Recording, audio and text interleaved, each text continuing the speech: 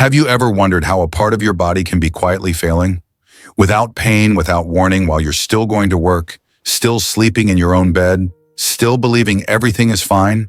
Because that's exactly how kidney damage begins. Not with sharp pain, not with an emergency, but with silence. Late-night bathroom trips you brush off as normal aging. Mild swelling in the morning that disappears by noon. A heavy lower back. A lab number called creatinine that creeps up just enough to worry you, but not enough to scare you yet. And that's the most dangerous moment, because by the time the kidneys finally scream, the damage is often already deep. I'm Dr. Mark Ellis, and I've spent years watching people do the same well-intended mistake. They cut protein, cut salt, cut foods they love, yet their kidneys continue to weaken. Not because they didn't try hard enough, but because restriction alone does not restore a stressed, inflamed, poorly circulated kidney. Here's what most people are never told. Kidney stress is not just about what you eat. It's about blood flow, low-grade inflammation, nighttime circulation, and whether your kidneys ever truly get the chance to rest and repair. And sometimes the most powerful support doesn't come from another pill, but from using a simple ingredient the right way at the right time for the right biological reason. That's why in this video, I'm going to show you 6 specific ways to use ginger, not as a miracle cure, but as a physiological support to help reduce hidden inflammation, improve kidney circulation, lower creatinine stress, and support kidney recovery from the ground up. And if you've ever been told your numbers are rising, but let's just watch for now, then I strongly suggest you stay with me, because what you do before things become critical is what determines whether your kidneys decline or stabilize. The first way to support stressed kidneys doesn't start at night. It starts the moment you wake up, because after 6 to 8 hours of sleep, your kidneys are coming off a long overnight shift. Blood flow is slower. Filtration is gentler. Waste products like urea and creatinine have been circulating longer than usual. And in people over 50, that morning transition is often where things quietly go wrong. I once worked with a patient from Arizona, a 62-year-old man who told me, "Doc, mornings are when I feel the worst." His legs felt heavy. His mouth was dry. His first lab test of the day always showed higher creatinine than expected. He assumed it was age. It wasn't. It was circulation lag. Here's what most people don't realize. Your kidneys don't need to be shocked awake. They need to be gently invited back online. That's where very mild, warm ginger water comes in. Ginger contains compounds like gingerol and shogal that improve peripheral microcirculation. Not aggressively, not suddenly, but steadily. Studies on vascular function show that even small amounts of ginger can enhance blood flow and reduce low-grade inflammatory signals that interfere with kidney filtration. When circulation improves, the kidneys don't have to strain to filter the same volume of blood. But here's the key, and this is where most people mess it up. More ginger is not better. Strong ginger drinks, spicy shots, or concentrated powders can actually overstimulate the nervous system, increase heart rate, and create unnecessary stress for kidneys that are already working harder with age. That's why the goal is warm, not hot, light, not strong, and slow, not rushed. A thin slice of fresh ginger, warm water, not boiling, sipped slowly on an empty stomach. Physiologically, this does 3 important things at once. It gently dilates small blood vessels supplying the kidneys. It slightly thins the blood, making filtration smoother. And it signals the nervous system that the body is safe, hydrated. In stable conditions, kidneys need to function efficiently. Many patients report something subtle but important within days: less morning swelling, clearer urination, and a noticeable reduction in that heavy, weighed-down feeling when they first stand up. These aren't miracles. They're signs of restored rhythm. And here's the transition most people miss. Waking the kidneys gently in the morning is essential, but it's only half the story. Because even if you start the day right, what happens at night can quietly undo all that progress. And that leads us to the next method, one that directly affects nighttime circulation. And if the morning is about gently waking the kidneys, then nighttime is about finally letting them rest. Because here's something many people don't connect when your feet are cold at night. Your kidneys stay on high alert. Blood vessels tighten. Circulation pulls inward. And the kidneys are forced to regulate fluid over and over again, often waking you up to use the bathroom when your body should be deeply asleep. I remember a woman in her late 60s who told me, "I don't wake up because I need to pee. I wake up because I feel restless, then I have to go." That distinction matters. Her issue wasn't her bladder, it was circulation. As we age, peripheral blood flow, especially to the feet, declines. Studies on autonomic nervous system regulation show that cold extremities trigger a stress response, shifting the body away from rest and repair mode. When that happens at night, kidney filtration becomes erratic instead of smooth and steady. This is where a gentle ginger foot soak can make a real difference. Ginger's warming compounds stimulate surface circulation and activate temperature-sensitive nerve receptors in the feet. This sends a powerful signal up the nervous system. Blood vessels can relax. Pressure can normalize. The body is safe to rest. As circulation improves in the lower extremities, the kidneys receive more stable blood flow without being forced to overwork. But this only works when it's done the right way. The water should be warm, not hot. The ginger should be light, not overpowering. And the soak should last just long enough, about 15 to 20 minutes, to open micro vessels without overstimulating the heart or nervous system. You're not trying to sweat, you're trying to settle. Clinically, many people notice changes within a week: fewer nighttime bathroom trips, warmer feet, less lower back tension, and deeper first phase sleep. That first phase of sleep is critical because it's when kidney circulation becomes most stable. Here's the transition most people miss. Even when nighttime circulation improves, the kidneys are still carrying a backlog of metabolic waste that built up over years. Improving blood flow helps, but sometimes the kidneys need help sharing the load. And that brings us to the next method, one that opens another exit for toxins, so your kidneys don't have to do all the work alone. But knowing this alone isn't enough, because there's another factor that's even more dangerous, and most people completely overlook it. Once nighttime circulation begins to stabilize, many people expect their kidneys to suddenly feel lighter. But for a lot of aging kidneys, better blood flow alone still isn't enough. And here's why. For years, sometimes decades, the kidneys have been doing most of the detox work by themselves. Meanwhile, another major detox organ has slowly gone offline without anyone noticing: the skin. I once spoke with a 70-year-old patient who said something that stuck with me. "I don't sweat anymore, even in summer." That wasn't a small detail, it was a warning sign.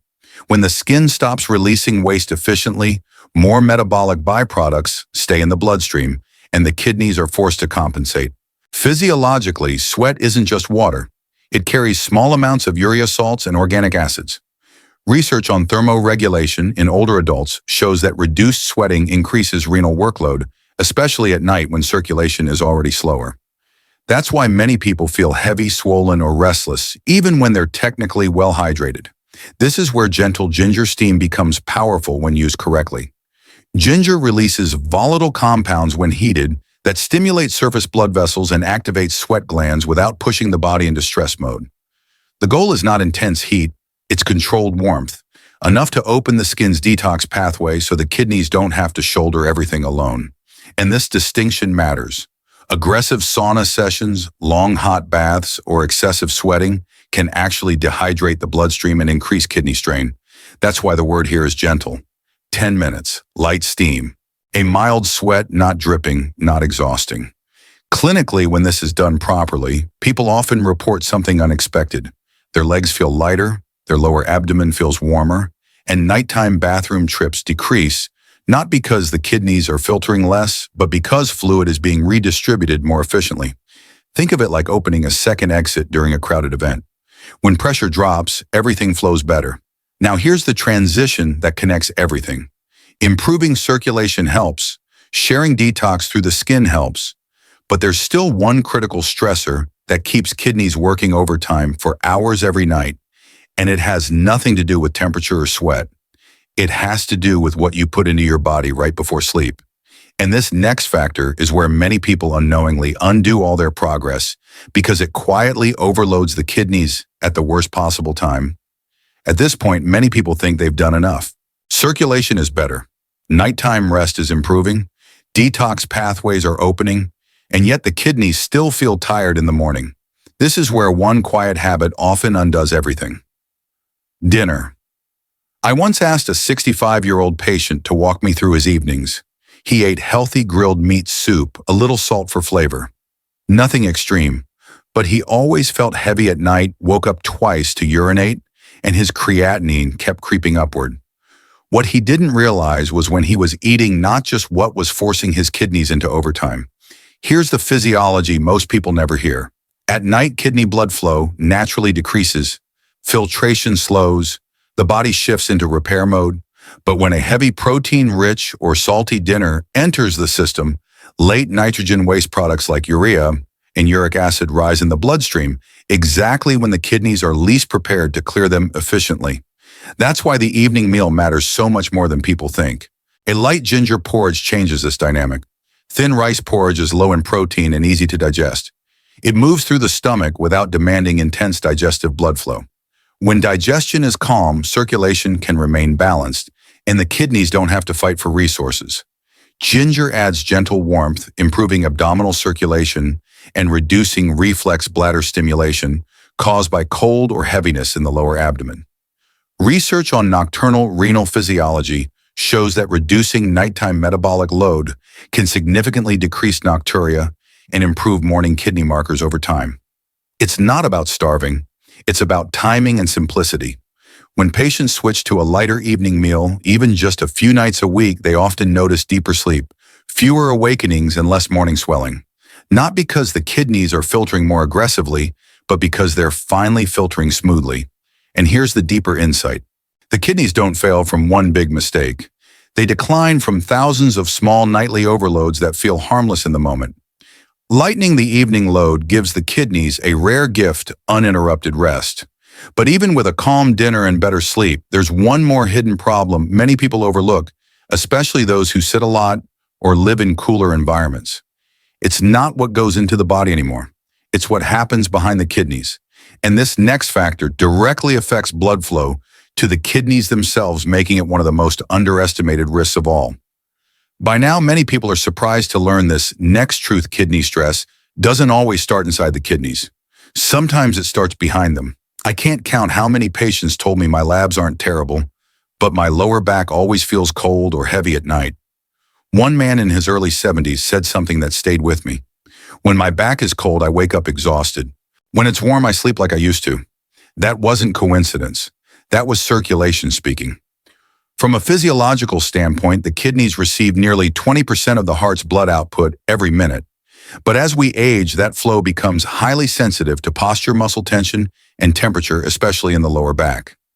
Tight muscles, prolonged sitting, cold exposure, or air conditioning can compress small vessels around the kidneys, reducing steady blood delivery without causing pain.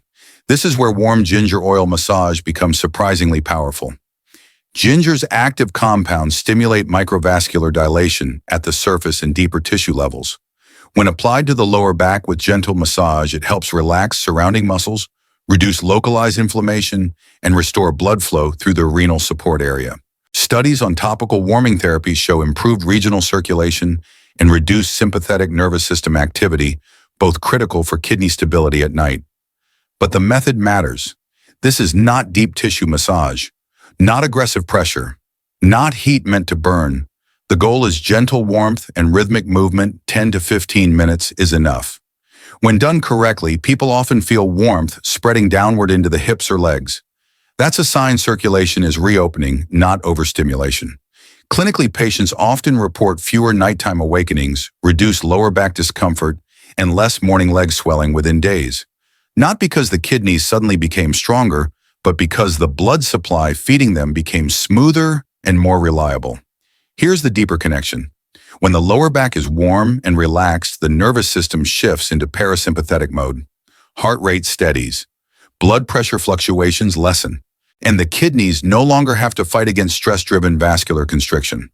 This is why so many people notice better sleep after addressing the lower back, not realizing they were supporting kidney function all along. But here's where the story isn't finished yet. Even with improved circulation, reduced nighttime load, and a relaxed nervous system, there's one final factor that quietly determines whether kidney inflammation continues or finally settles down. It's not about heat anymore. It's not about movement. And this last method, often misunderstood, can make the difference between temporary relief and long-term stabilization.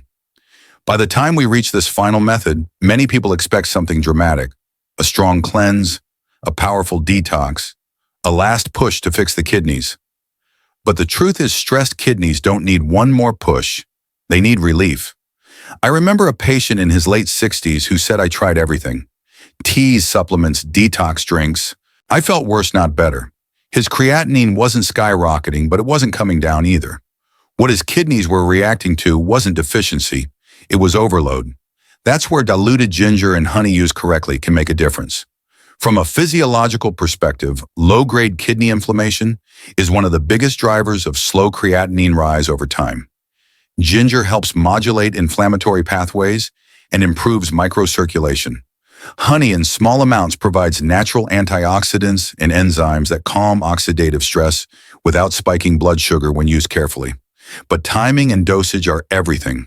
This is not a daily drink. This is not a bedtime drink. And it is not meant to be strong. A light ginger infusion, slightly warm with a small amount of honey used just 2 or 3 times per week, can gently support inflammatory balance without stimulating the nervous system or burdening digestion. Taken mid-morning or mid-afternoon, it works with the body's natural rhythms instead of fighting them. Clinical observations consistently show that when inflammation calms, circulation stabilizes and sleep improves, creatinine trends often follow, not dramatically but meaningfully. A drop of a few tenths over weeks can represent a significant reduction in kidney stress. Here's the connection many people miss. This method doesn't work alone. It works because everything before it set the stage. Morning circulation, nighttime warmth, shared detox through the skin, reduced nighttime metabolic load, restored blood flow to the kidneys. Only then does inflammation have a chance to settle. And this is where the real message of this video comes together. Kidney decline isn't usually caused by one bad habit. It's caused by years of small, well-intended actions done at the wrong time. When you align timing, circulation, warmth, and rest, the kidneys finally stop fighting and start stabilizing. But here's the final truth most people don't want to hear. Even with all 6 methods, there is one decision, one mindset that determines whether someone protects their kidneys early or waits until they're forced to act. And that last factor may be the difference between watching your numbers and being told it's time to prepare for dialysis. If there's one thing I want you to take away from today, it's this: having weak kidneys does not mean you failed your body, and it does not mean you're out of time. Your kidneys have been working quietly for you for decades. They don't need extreme cleanses or aggressive fixes. What they respond to best is consistency, circulation, warmth, and rest. Small, well-timed choices done gently and repeatedly can change the direction of kidney health far more than people realize. You don't need to do all 6 methods at once. In fact, you shouldn't. Choose 1 or 2 that feel realistic for your body and your life. Pay attention to how you sleep, how often you wake at night, how your legs feel in the morning, how your energy changes. These are the signals your kidneys use to speak to you long before lab numbers become alarming. If this video helped you understand your kidneys better, I encourage you to save this video so you can return to it when you need guidance or reassurance. And if caring for your kidney health matters to you or someone you love, consider subscribing to the channel. I share evidence-based practical medical insights here, focused on protecting kidney function, understanding lab results, and making informed choices as we age. Most importantly, remember, this kidney health is not about fear. It's about awareness. When you understand what your body needs, you regain control, and that control brings hope. You are not alone in this. And as long as you're willing to listen to your body and act early, there is always room for stabilization, comfort, and a better quality of life. Take care of yourself, and I'll see you in the next video.